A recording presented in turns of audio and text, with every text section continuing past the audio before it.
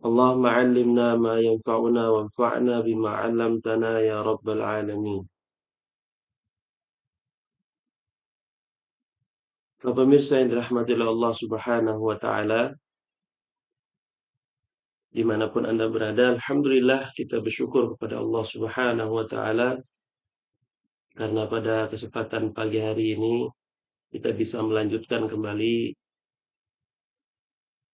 pembahasan kitab atau majelis pembacaan kitab Ayyuhal Walad yang ditulis oleh Syekh Hamid Al-Ghazali rahimahullahu taala.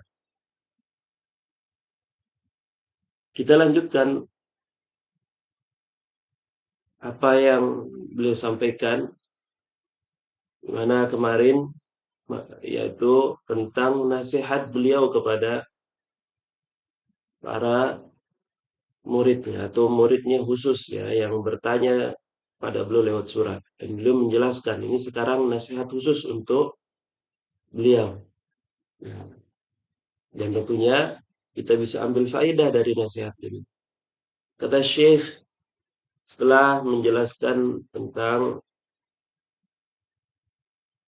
alamat atau tanda bahwa seseorang itu ketika ingin berdebat atau ketika dia ingin mendapatkan kebaikan, dia benar-benar ikhlas, itu tandanya ada dua. Pertama, dia tidak peduli kebenaran itu keluar dari lisannya atau dari orang lain. Yang kedua, dia lebih senang kalau seandainya ketika dia berdebat, berdiskusi tentang suatu masalah, dia senang di tempat yang sepi daripada di tempat yang ramai. Kenapa? Agar tidak muncul riak dan sum'ah. Kalau seandainya dia menang. Kalau seandainya dia kalah, dia lebih mudah untuk mendapatkan menerima kebenaran. Tidak ada rasa malu. Nah, kemudian kata Syekh rahimahullah taala, "Wasma' inni adhkuru laka huna faidah." Nah, ini kemarin sudah dijelaskan oleh Syekh ya. Sekarang kita lanjutkan. Suma'lam. Kemudian ketahuilah, kata beliau, anna maradal jahli ala arba'ati anwa'. Penyakit kebodohan itu, penyakit jahil itu ada 4 jenis. Ahaduha yaqbalul ilaja wal baqi la yaqbal. Yang pertama, penyakit hati, penyakit kebodohan atau jahil itu ada yang bisa menerima penyembuhan, perbaikan, pengobatan, dan yang lainnya tidak menerima. Amal ladzi la yaqbal, adapun yang tidak menerima pengobatan, tidak bisa menerima pengobatan. Jadi penyakit jahil itu ada yang tidak bisa menerima pengobatan. Maka ini pun ada beberapa. Fa'ahaduha, ya, jenis yang pertama, maka nasu'aluhu wa i'tiraduhu an hasadin wa bugdin. Ini keluar dari orang yang pertanyaannya dan interupsinya itu disertai dengan hasad dan marah.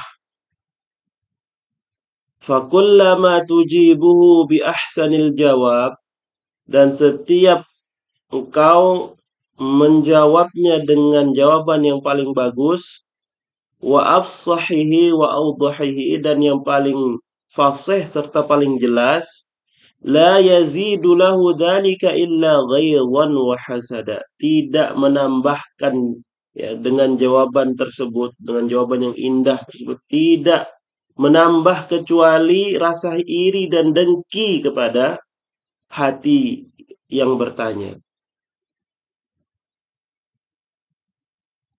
Jadi saya mengingatkan, jadi penyakit hati itu ada 4 jenisnya. Yang pertama yang menerima pengobatan, penyembuhan ya. Penyakit jahil itu ya tadi ada 4 jenisnya. Ada yang menerima penyembuhan, ya menerima pengobatan, dan ada yang tidak menerima pengobatan. Yang tidak menerima penyembuhan atau tidak bisa disembuhkan sama sekali penyakit jahil ini pun ada beberapa jenis. Yang pertama kata Syekh adalah penyakit jahil yang keluar dari orang yang pertanyaannya, interupsinya itu disertai dengan hasad dan marah, tidak senang. Maka semakin jawabannya diperhalus, diperindah, fasih, benar, jelas, maka itu malah tidak menambah apa-apa di hatinya, melainkan semakin iri dengan dengki di hati. Nah, ini bahaya. Nah, kemudian kata Syekh, fattariku alla tastaghilla bijawabi. Maka jalan keluarnya kalau ketemu dengan orang seperti ini, jangan sibuk menjawab pertanyaan dia. Kata Syekh, kullul adawati wa qad turja idzalatuha illa adawata man adaka man an hasadi. Setiap permusuhan terkadang diinginkan hilang, kecuali permusuhan yang memusuhimu, kecuali permusuhan yang datang dari orang yang memusuhimu dengan hasad. Jadi permusuhan yang disertai hasad lebih besar. Fayambagi an tu'rida anhu. Udah selayaknya bagimu untuk engkau tinggalkan orang tersebut. Wa tatrukahu ma'a maradih. Dan engkau ya, lepaskan orang tersebut bersama penyakitnya sudah. Penyakit jahilnya. Kama qala Allah Ta'ala, sebagaimana firman Allah Subhanahu wa Ta'ala.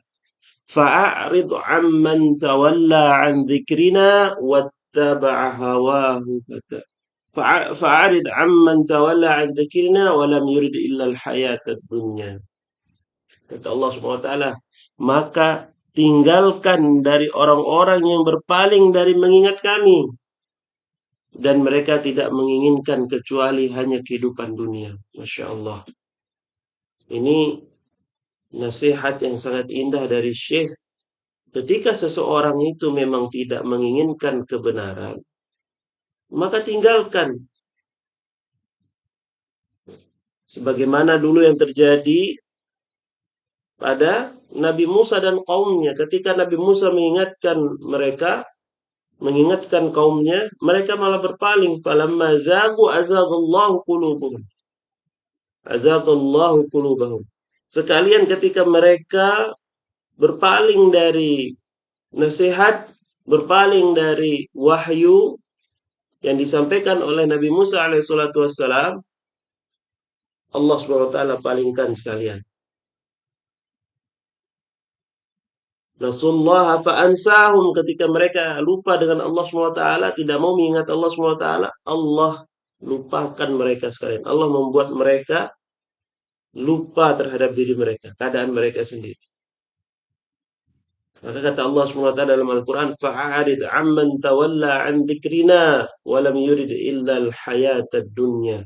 Kata Allah SWT, tinggalkan orang-orang yang tidak mau mengingat kami. Mereka berpaling dari mengingat kami. Tidak mau ingat kami, tidak mau ingat bagaimana kekuasaannya Allah, keagungannya Allah, tidak mau mengingat tentang apa yang akan terjadi di hari kiamat, apa yang akan mereka lewati di hari kiamat. Tinggalkan mereka. Yang mereka hanya inginkan yaitu kehidupan dunia. Sudah, tinggalkan orang-orang seperti ini. Nah, insya Allah. Kemudian kata Syekh, wal hasudu bi kulli ma yaqul. Orang hasad setiap apa yang dikatakan wa yaf'alu, dan apa yang dilakukan, yuqadun nar fi zar'i amalih, itu malah memercikkan api, ya, menyulut api di dalam amalannya ketika dia beramal, wa huwa ghafil, sementara dia dalam keadaan lalai. Kama qala Rasulullah sallallahu alaihi wasallam, Sebagaimana sabda Nabi Shallallahu Alaihi Wasallam, wal hasadu ya'kulul hasanati kama ta'kulun narul hatab. Sesungguhnya hasad itu memakan kebaikan-kebaikan sebagaimana api memakan kayu ketika dibakar. Nah, ya Allah, ini berat, ayuhal muslimun. Jadi penyakit hasad ini adalah penyakit yang pertama kali diturunkan oleh pertama kali yang dirasakan oleh oleh makhluk ya. Penyakit hasad inilah yang membuat atau yang menjadi sebab Nabi Adam alaihissalatu wassalam diturunkan.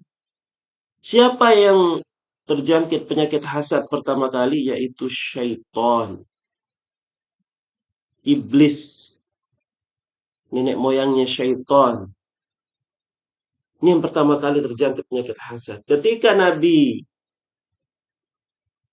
Adam alaihissalatu wassalam diciptakan oleh Allah Subhanahu wa taala dengan ciptaan yang paling baik, kemudian diberikan akal untuk berpikir dan diberikan ilmu oleh Allah Subhanahu wa taala sehingga bisa mengalahkan para malaikat dan iblis, maka iblis di saat itulah muncul penyakit hasad yang membuat iblis dikeluarkan dari surganya Allah. Dikeluarkan dari surga, kemudian setelah itu diberjanji akan menggoda Nabi Adam beserta anak keturunannya, sehingga terjadilah apa yang terjadi, yaitu Nabi Adam alaihissalatu wassalam dikeluarkan dari surga dan tinggal di muka bumi ini. Dan inilah penyakit yang pertama kali terjadi di antara anak Adam. Ketika dua anak Nabi Adam alaihissalatu wassalam ya, lahir, kemudian salah satunya hasad kepada yang lain, sehingga itulah yang menyebabkan dia tega membunuh saudaranya tersebut. Ini adalah penyakit pertama. Maka hati-hati ya muslimun. Kita berlindung kepada Allah SWT dari penyakit hasad. Allahumma inni a'udzubika minal hasad. Kita berlindung kepada Allah SWT dari penyakit hasad. Benar penyakit hasad ini berat. Nah, kemudian kata Syekh rahimahullah ta'ala, wasani,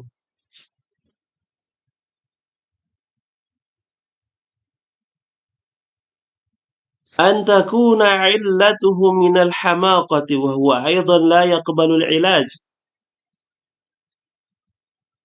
Ini masih penyakit yang pertama, penyakit yang tidak menerima, penyakit kejahilan yang tidak menerima pengobatan, tidak bisa disembuhkan, tidak bisa diperbaiki. Antakuna illatuhu, sebabnya penyakit ini adalah minal hamaqah, dari bebal, bodoh kuadrat. Wa huwa aidan la yaqbalul ilaj. Penyakit ini pun tidak menerima pengobatan, tidak bisa disembuhkan kebodohan seperti ini.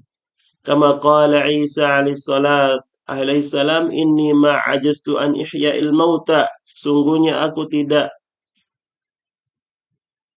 lemah untuk menghidupkan orang mati. Waqad ajastu an mu'alajatil ahmaq. Akan tapi aku tidak bisa untuk mengobati orang yang bodoh, orang yang dungu. وَذَلِكَ رَجُلٌ يَشْتَغِلُ بِطَلَبِ الْعِلْمِ زَمَانًا قَلِيلًا. Itu bisa terjadi kepada seseorang yang sibuk menuntut ilmu di waktunya yang sangat-sangat pendek. Dia cuma menuntut ilmunya sebentar. وَيَتَعَلَّمُ شَيْئًا مِنَ الْعُلُومِ الْعَقْلِ وَالشَّرْعِ. Dan dia belajar sedikit dari ilmu-ilmu akal dan ilmu syariat. Fayas'al wa ya'taridu min hamaqatihi 'ala al-'alimil kabiril mundhi' umrahu fil 'ulumil aqli wasyar'i. Lalu dia bertanya dan dia membantah atau interupsi karena kebodohannya itu seorang alim. Dia bertanya dan menginterupsi seorang alim yang besar, yang hidupannya dia umurnya dihabiskan di dalam ilmu syar'i dan ilmu akal. Wahadal ahmaq la ya'lam, sementara orang yang bertanya yang bodoh ini dia tidak mengetahui. Wa yazunnu annama ashkala alaihi, dan dia menganggap apa yang dia rasakan sulit tersebut huwa aidan mushkilun lil alimil kabir. Itu juga dirasakan sulit oleh seorang alim yang besar.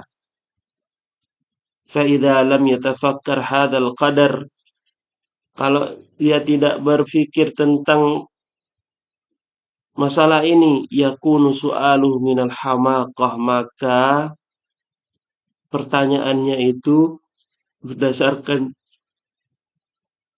kedunguannya.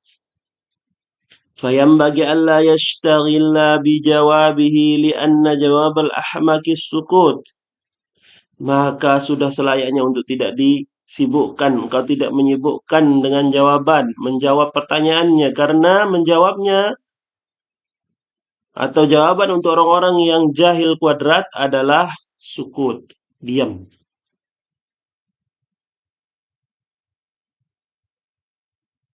Nah, jadi kata Syekh rahimahullah ta'ala mengingatkan, ya, yang kedua itu bisa jadi penyakit kejahilan yang tidak bisa diobati itu keluar dari apa? Keluar dari orang yang memang bebal, bodoh kuadrat. Sudah bingung apa yang mau dijawab dari pertanyaannya. Karena dia tidak akan mengerti. Yang di pikirannya dia ketika ada permasalahan sulit, dia itu menganggap kesulitan ini juga dirasakan oleh orang alim. Sehingga ketika dia dijawab pertanyaannya, dia tidak terlalu fokus dengan jawaban. Akan tapi dia malah sibuk dengan, oh ini sulit juga ini bagi orang alim ternyata. Seperti yang saya rasakan. Karena fokusnya hanya pada kesulitan. Ya, bukan bagaimana menguraikan kesulitannya tersebut. Dan ini yang dilakukan oleh orang-orang jahil. Na'udzubillah min dzalik. Oleh karena itu Syekh mengingatkan, jangan sampai kita termasuk orang-orang yang seperti ini. Dan jangan sampai kita menjawab orang-orang yang seperti ini. Kalau orang-orang seperti ini bertanya, mending kita diam. Diam adalah jawaban terbaik untuk mereka. Masya Allah. Ini kata Syekh rahimahullah ta'ala. Kemudian beliau melanjutkan. Wassalisu. Adapun penyakit yang tidak bisa dijawab, penyakit yang tidak bisa disembuhkan. Jenis yang ketiganya ini keluar dari ayyakuna mustashidan, dia ingin mencari guru. Wa kullu ma la yafhamu min kalamil akabir yahmalu ala kusuri fahmi. Setiap apa yang tidak dipahami dari perkataan para ulama, dia bawa kepada pemikirannya yang pendek. PA kalau bahasa anak-anak gaul. Jadi apa yang diucapkan oleh orang alim itu dia pahami dengan pemahaman sendiri. Padahal pemahamannya itu masih sangat-sangat terbatas. Wa kana su'aluhu lil istifadah. Yang awalnya pertanyaannya itu untuk istifadah, untuk mendapatkan faidah, lakin yakunu balidan la yudrikul haqaiq. Akan tapi karena dia bodoh, pemahamannya belum luas, maka dia tidak mendapatkan kebenaran di dalam pertanyaannya tersebut. Fala yambagil istighalu bijawabihi aidha, maka selayaknya tidak disibukkan untuk menjawab orang seperti ini. Kama qala Nabi sallallahu alaihi wasallam, sebagaimana Nabi sallallahu alaihi wasallam bersabda, "Nahnu ma'asyiral anbiya," kami segolongan para nabi, umirna an nukalliman nas ala qadri uqulihim. Kami diperintahkan oleh Allah SWT untuk berbicara kepada manusia sekadar atau sesuai dengan kadar akal yang mereka miliki, dipahami atau tidak. Nah, ini penyakit hati yang tidak bisa disembuhkan. Jadi jenis yang terakhir ini adalah tidak bisa, ini dari orang yang ingin mencari kebaikan, cuma karena memang dia bodoh. Jadi semua jawaban dari alim itu dia pahami sesuai dengan keterbatasan apa yang dia mengerti. Sehingga salah faham kadang-kadang. Maka orang-orang seperti ini, kata Nabi SAW, nggak usah kita, mohon maaf, kata Syekh ya, tidak usah kita sibuk, tidak usah kita terlalu sibuk menjawab orang-orang seperti ini. Sudah biarkan saja, sia-sia. Nah, lalu Syekh melanjutkan, wa ammal maradul ladzi yaqbalul ilaj. Adapun penyakit kebodohan yang bisa menerima kesembuhan, fahuwa ayyakuna mustarsyidan akilan fahiman, yaitu orang yang dia itu ingin mencari guru, mencari petunjuk, dan dia berakal dan dia faham. La yakunu maghlubal hasadi wal ghadab, yang orang ini tidak dikalahkan oleh penyakit hasad dan penyakit marahnya, dengkinya, wa hubbis syahwa, dan dia tidak cinta kepada syahwat, wal jah, begitu juga tidak cinta kepada kedudukan, wal mal, itu juga tidak cinta kepada harta, wa yakunu talibat tariqil mustaqim wa lam yakun su'aluhu wa i'tiraduhu an hasadin wa ta'annutin wa imtihanin. Maka penuntut ilmu yang seperti ini, dia sedang benar-benar mencari jalan yang lurus. Sehingga apa? Di dalam pertanyaannya, di dalam instruksinya, dia tidak ada penyakit hasad, tidak ada keras di dalam bertanya, tidak ada juga untuk ngetes gurunya, nggak ada. Dia benar-benar ingin cari kebaikan dan kebenaran dari lisan gurunya. Wahada yakbalul ilaj. Ini adalah penyakit yang bisa disembuhkan. Fayajuzu an tashtagila bijawabi su'alihi, maka engkau harus atau boleh untuk sibuk menjawab pertanyaannya. Bal yajibu 'alaika ijabatu, bahkan wajib engkau untuk menjawabnya seperti ini. Nah, ini penyakit yang bisa diobati, harus disembuhkan. Jadi seorang penuntut ilmu dia harus melihat ketika dia ketika dia ditanya oleh muridnya, ya, orang yang belajar kepada dirinya atau orang yang bertanya kepada dirinya, hendaknya dia benar-benar bisa melihat apakah ini orang yang memang serius di dalam bertanya, memang benar-benar ingin mencari kebenaran atau tidak. Ketika dia tahu orang ini memang benar-benar ingin mencari kebenaran, segera dia jawab, bahkan wajib baginya untuk menjawab. Adapun orang-orang yang memang tidak mau menerima kebenaran, tidak mau menerima perbaikan, tidak mau menerima eh, pengobatan di dalam penyakit hatinya, penyakit jahilnya, maka tidak usah disibukkan. Ya, kita tidak usah disibukkan dengan menjawab pertanyaan-pertanyaan mereka atau interupsi-interupsi dari mereka. Nah, baik. Kemudian kata Syekh, nah ini insya Allah agak panjang, akan kita lanjutkan pada pertemuan berikutnya bismillah taala. Kita cukupkan dulu sampai di sini ya. Bismillah taala, akan kita lanjutkan pertemuan besok. Semoga Allah SWT memberikan keberkahan. Subhanakallahumma wa bihamdika, asyhadu an la ilaha illa anta, astaghfiruka wa atubu ilaik. Assalamualaikum warahmatullahi wabarakatuh.